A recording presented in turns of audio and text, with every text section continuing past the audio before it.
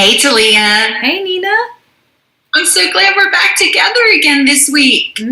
This is week 4 of Block Party. Everyone's invited. Can you believe it?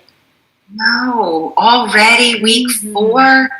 Wow, it's been an amazing month. Yeah. I have so liked learning more about friendship. Me too.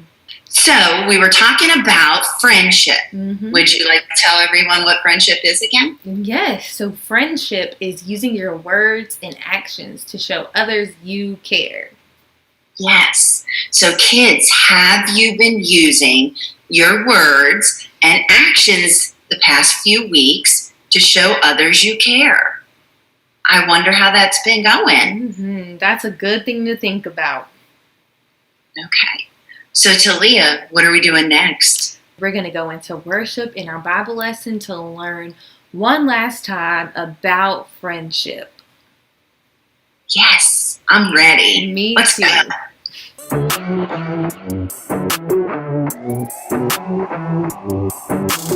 Jesus, you have been so faithful.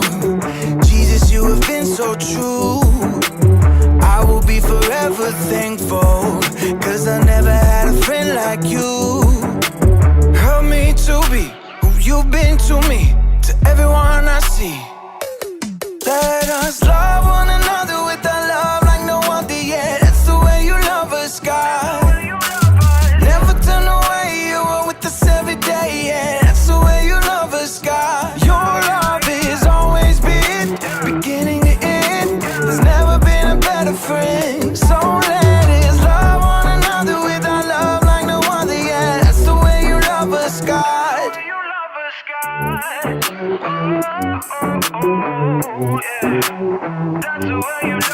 You with me in the darkest valley. You with me on the mountaintop.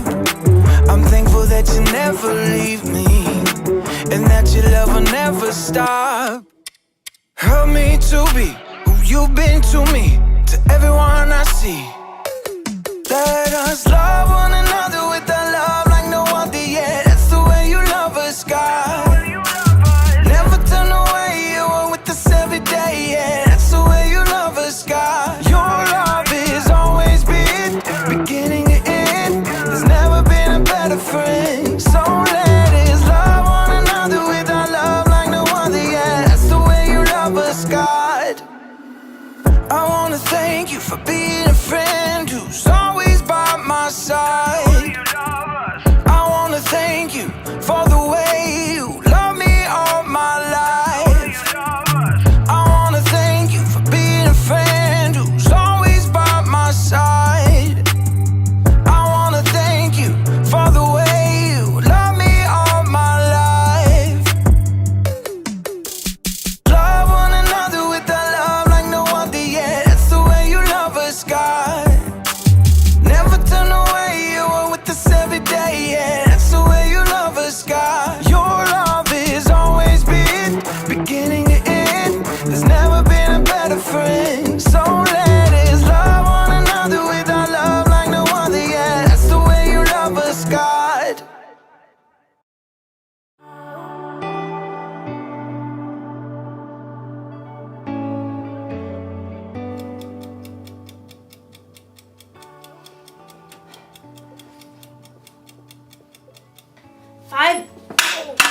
Five minutes on the other side, and I will have the perfect imaginary burger. Hey there, Haley here. I am practicing for a cookout I'm having next week, and I'm not actually cooking anything right now. I'm inside. That would be a cook-in. So I've never really cooked for any of my friends before, so I just wanted to be prepared, because I want them to still be my friends after the cookout's over. Just kidding. That's not how friendship works. Friendship is using your words and actions to show others you care. I don't think friends should stop being friends for little things like food tasting bad. It's delicious. And I think you can even stay friends with someone if they, say, accidentally burn you with a hot potato. Hot potato, hot potato, hot potato, ha, ha, ha, ha. Friendship can last through most anything, unless a friend makes fun of my hat, then it's over. Oh, time to flip an imaginary burger. Woo! Today's story is about a time when one of Jesus' friends did something really bad. Jesus could have flipped out. But he didn't do that. He didn't do that. I'll see you soon. Oh, let's see. Can't turn the camera off with the mids. Sorry. The Bible. It's 66 books of history, stories, letters, and poetry that fit together to form God's one big story. The epic adventure of how He created us and loves us so much that He made a way to rescue us. As we travel through the Bible, from Genesis to Revelation, we discover people who met God and found their lives changed forever. And now for an amazing story, inspired by the book of John, chapter 21, verses 1 through 19. Peter hauled in the knotted net yet again as the first light of dawn gleamed in the eastern sky. Empty. Not a single fish all night. Thomas shook his head. I doubt we'll catch a thing before it's time to take the boat in.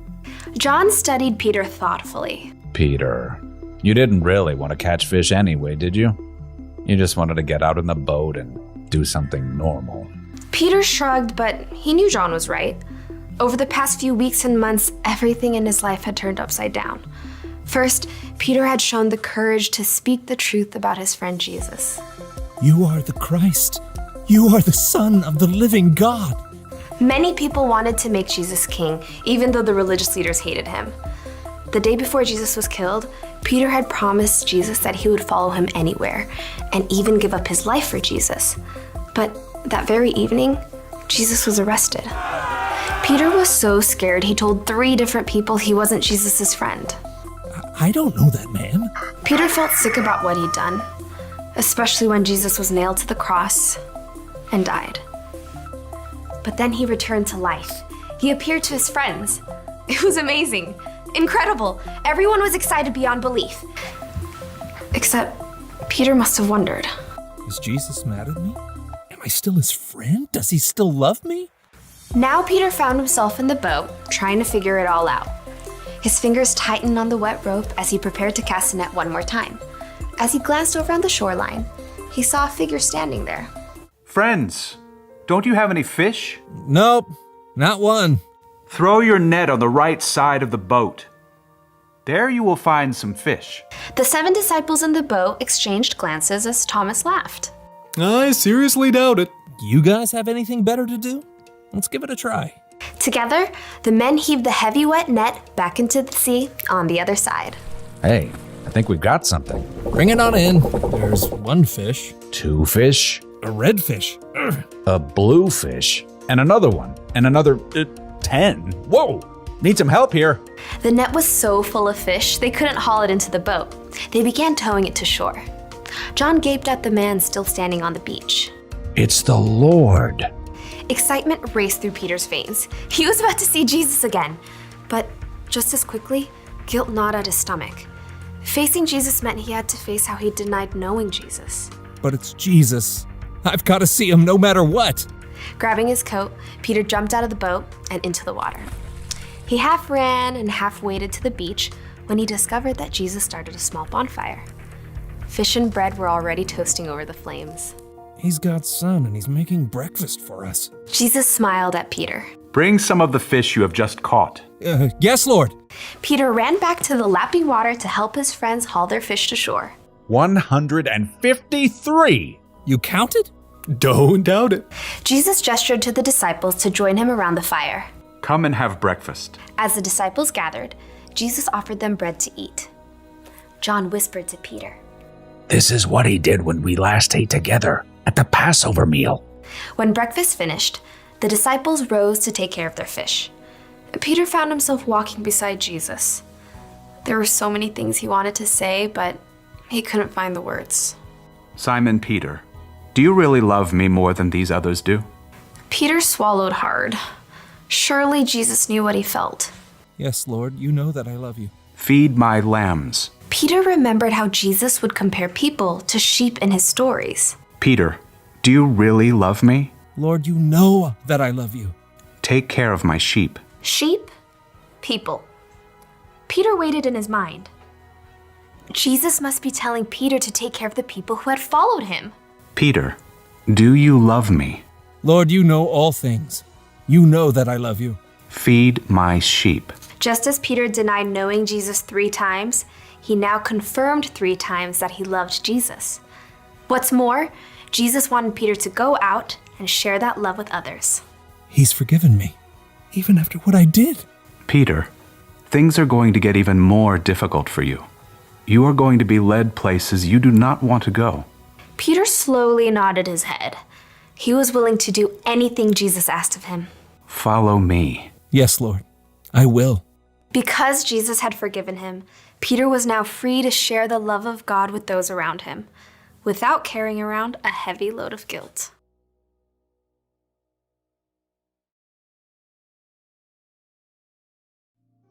Okay, so picture this. You have a best friend. You do everything together. You eat together. You play games together. You tell each other everything. And then, when your life gets really hard and you need your friend there the most, your friend pretends she doesn't even know you. That's not cool, friend. Wouldn't that make you so mad?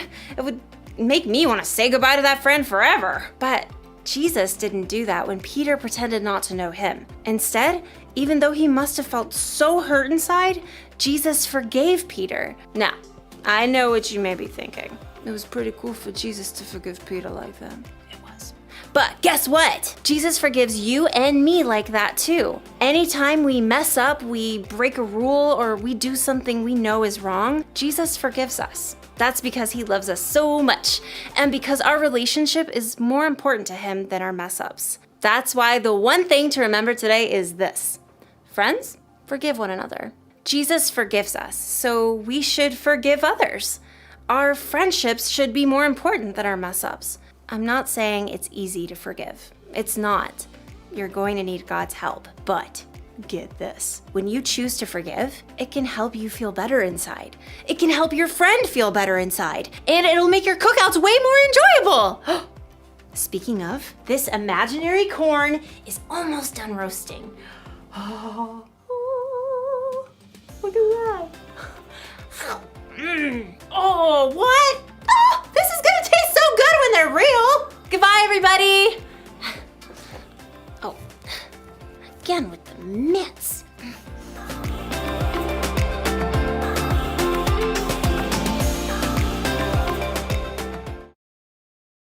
So now it is the last time to review our memory verse. Yep, that means everyone should have it memorized, including us. Okay, I stumbled last week, but I got it this time. You ready? Yes. Okay, here I go. A friend loves at all times. They are there to help when trouble comes. Proverbs 17:17, nerve. That was great. How about you guys? Did you guys do it? All right. Good. One more All time, right. Leah. One last time.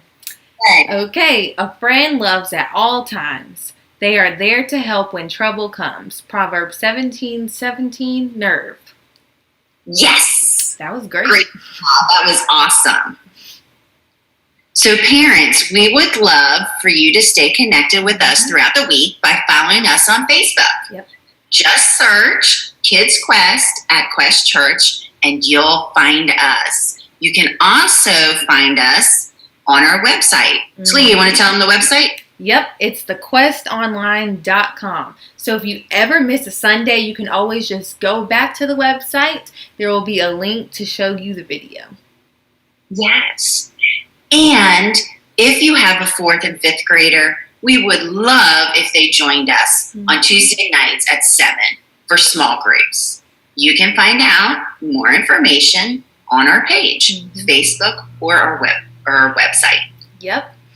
We hope to see them there. It has been so good learning all about friendship this month. It really has. Yes, I've loved it. So thank you guys. And we will see you next week with a new series. Yep. So you need to come back and find out what it's all about. Yes. All right, All right. guys. Yeah. I'll see you later. Bye, everyone. Bye.